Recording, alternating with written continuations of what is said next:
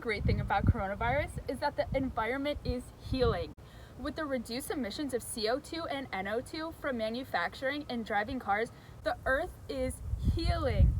Look at what a lovely day it is today. No sign of air pollution here. In fact, it's so good for the environment, some animals are even returning to the wild. Stop! But have you thought about all the excess waste we're generating? Stores are discouraging the use of reusable bags and to-go cups, and everybody's ordering takeout, which is either being given in plastic containers or styrofoam. And all of this waste is just being kept at people's homes instead of being spread across work, school, and homes.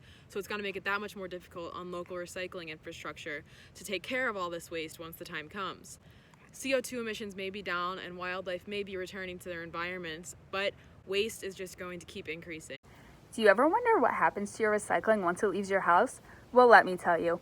When a recycling plant receives a mixed bag of recycling, it goes through many inspections where items are removed. The problem is that there are many different kinds of recycling and not everything can be recycled together. Workers labor over batches of waste, trying to meticulously pick out all the different recyclable materials. The average plant in the US only has a diversion rate of about 45%, which means that only 45% of the materials that come in actually go out to be recycled, leaving 55% of the recyclable materials to waste in a landfill. These low numbers coming from recycling plants show inefficiencies in the infrastructure of the recycling process, but also inconsistencies in the types of materials found in one product. For example, plastic bottles and plastic caps are recyclable, but they're different types of plastic, so they can't be recycled together. They must be recycled separately.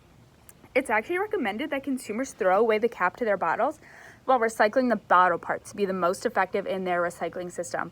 Most local plants do not have the capacity to remove all of the bottle caps, and they end up throwing the whole thing away. Recycling plants are typically locally funded by the community or township that they're located in, except taxpayer money is always not prioritized for these recycling plants. Oftentimes, safety departments such as the police department or the fire department will get most of the funding from local taxpayers, which leaves these recycling plants underfunded and understaffed, such that they cannot effectively handle all of the waste that they get. During this pandemic, many towns across America are reducing or even completely stopping their recycling services. They're doing this in efforts to reduce the spread of the virus and protect their workers. It has been shown that the virus can survive on cardboard for up to a day and on plastic for up to 3 days, so it's likely that it could be present on the waste that is being collected. Townships do not want to put their workers at risk, and even if they were working, the availability of workers is decreasing due to fears of contracting the virus and the need to be at home to care for family members. This is only going to create a buildup of recyclables at people's homes. People may resort to simply throwing away their recyclables because they don't want them sitting around their homes until normal collection resumes. Even if people do keep the recyclables at home to be gathered when collection does resume, the already unstable recycling systems will surely be overwhelmed by the influx of waste that is built up throughout quarantine, resulting in even smaller percentages of the materials getting recycled than usual. Also, with everyone staying at home, this will place more pressure on many smaller recycling facilities. At pre-corona rates, 300,000 tons of plastic that could have ended up recycled ended up in landfills. After quarantine, this number is only expected to skyrocket. Surely there must be something we can do to help. I am so bored during this quarantine. I swear there's nothing else to do. I already sewed my own masks. I tie-dyed 3 of my own sweatshirts, and I even dyed my hair purple.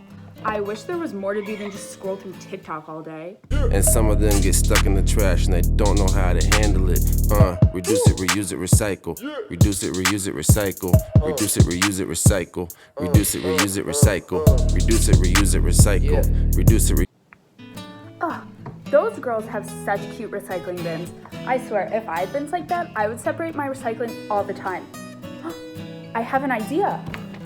I'll just make my own. This is a great way to pass the time in quarantine, and we can even get the kids involved. Honey, get the kids. It's even fun to get the kids involved, right? Wow, Carrie, what a great way to pass the time during quarantine. I think to further reduce the stress on local recycling facilities, townships should provide large collection containers organized by material at public locations such as the town hall or library, where residents can drop off their recyclables. After sorting them in their amazing DIY bins, they can easily bring them to the township's collection areas and place the materials into the corresponding bins. This will be a no-contact process and allow the recyclables to be stored outside of people's homes until normal recycling practices can resume. Workers are not needed to collect the materials from homes, and they are already sorted, greatly reducing the stress that recycling facilities often face when sorting materials. Townships could even gradually take from the bins throughout quarantine and complete as much recycling at their facilities as they're comfortable with. Overall, this plan will give a purposeful activity to complete together at home, help out your local community, and overall benefit the earth. Great idea, Sam. Also, if people are unsure about what can be recycled where, they can check out their township's website for more information regarding their local recycling guidelines. Hopefully, quarantine will provide people with the time to learn how to properly recycle and help their local recycling programs at the same time. Ideally, they will continue these practices, such as separating their recycling, even after quarantine is over. Together, we can make a difference. Reduce it, reuse it, recycle. Reduce it, reuse it, recycle.